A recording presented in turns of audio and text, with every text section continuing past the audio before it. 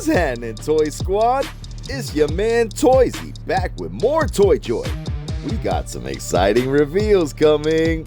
Some of it bat related, of course. But first, I'd like to give a peace and shout out to the Nerds Podcast.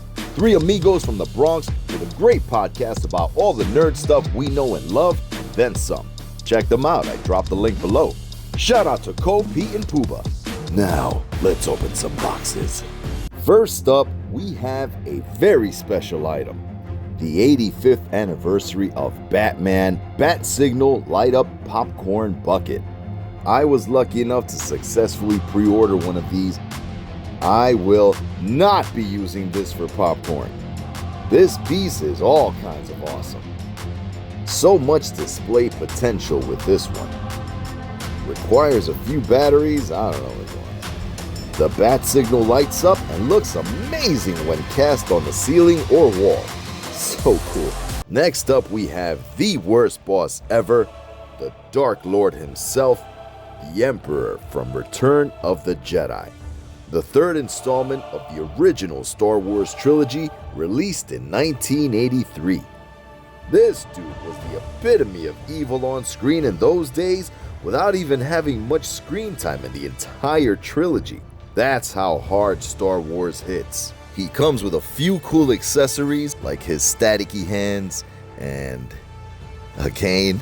Some scary heads, yep, those are always nice. He comes with his throne from the iconic final scene in the movie. And his robe is made of soft goods. Normally, I don't prefer my 1/12 scale figures to have soft goods, but for the Dark Lord of the Sith, I'll make an exception.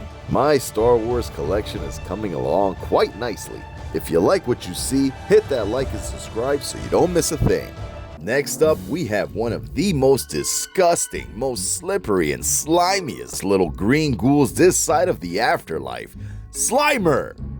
He is undoubtedly one of the most recognized characters in the world, so popular that he got his own cartoon series in the late 80s.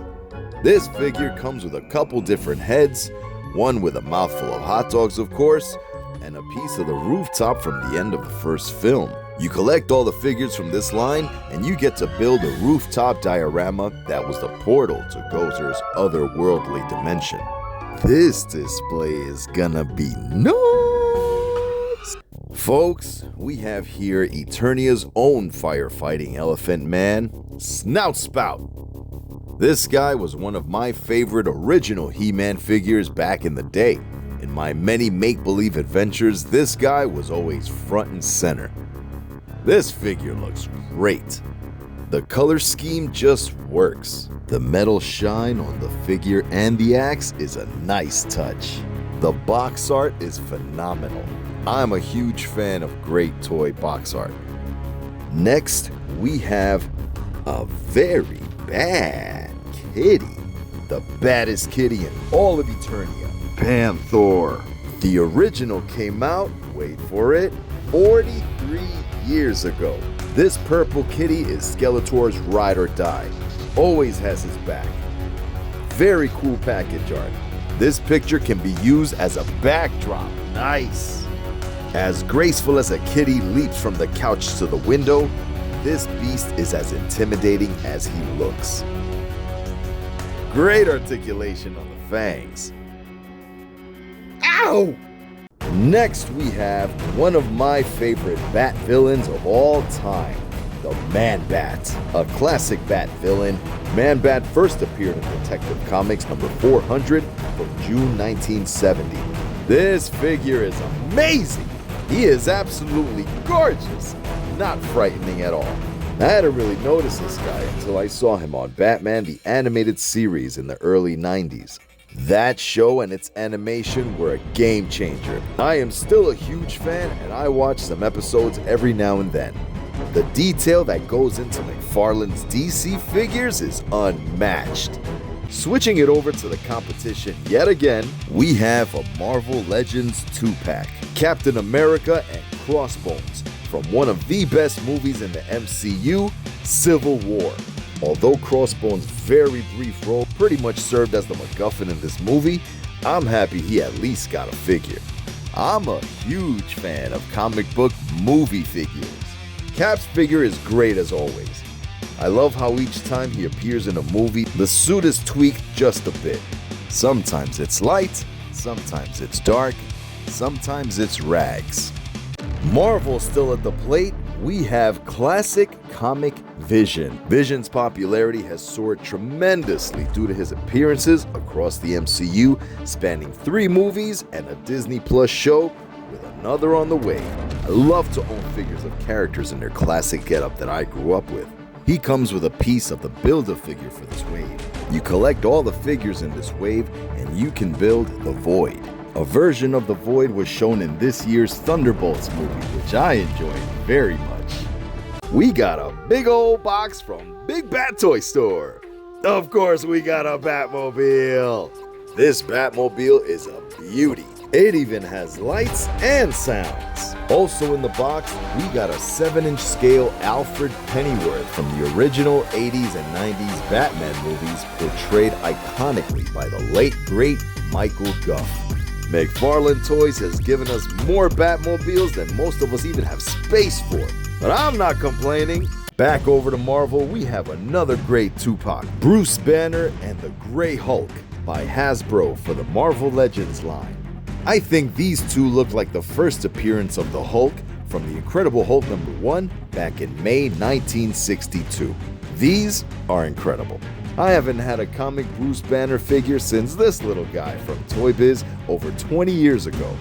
Keeping it Marvel, we have comic versions of Thor versus the Destroyer, also from the Marvel Legends line. Thor Odinson looking rugged as ever. Destroyer looks great. These two have been brawling in the comics for decades.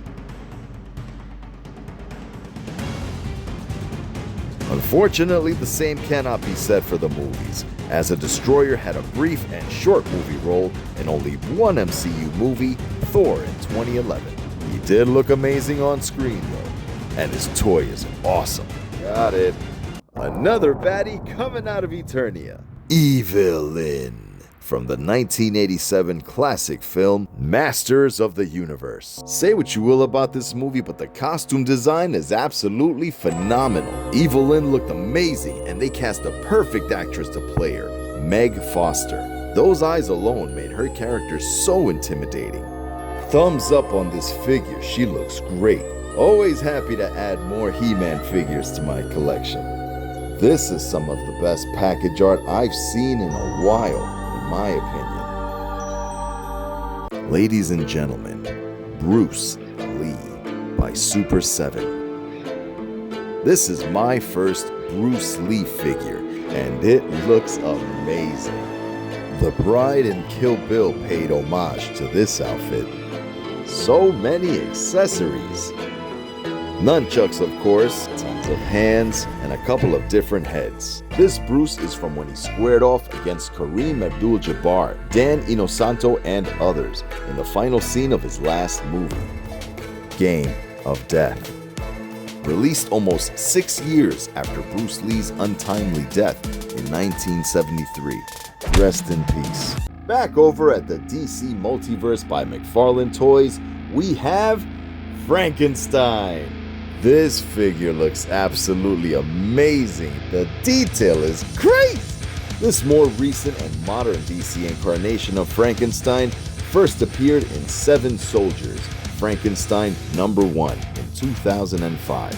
I only recently discovered this guy in the totally insane new animated series Creature Commandos on HBO Max. I highly recommend it. It is nuts! That show is also canon in the new upcoming DC universe of movies. I don't know much about this guy, but who doesn't love a big old Frankenstein figure on their shelf?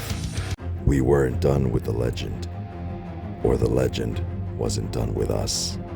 Bruce Lee in The Way of the Dragon, or Return of the Dragon, whichever you want to call it, from 1972.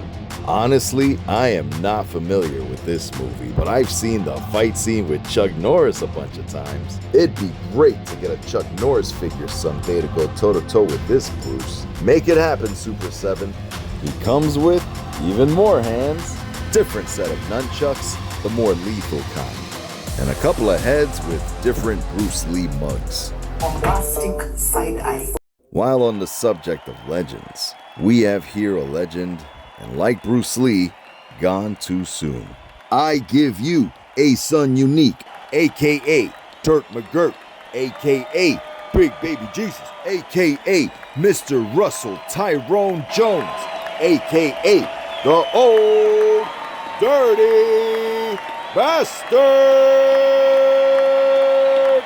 ODB was one of the original founding members of the Wu-Tang Clan. The Wu-Tang is considered by many, including myself, to be the best and most iconic rap group to storm the gates since 1993. My lady and I will be attending Wu-Tang Forever, the final chamber on July 16th at Madison Square Garden in New York City. Back to this awesome figure. These accessories are fly. He got the mic for dropping bars. He's rocking Tim's, of course. He brown bagging it.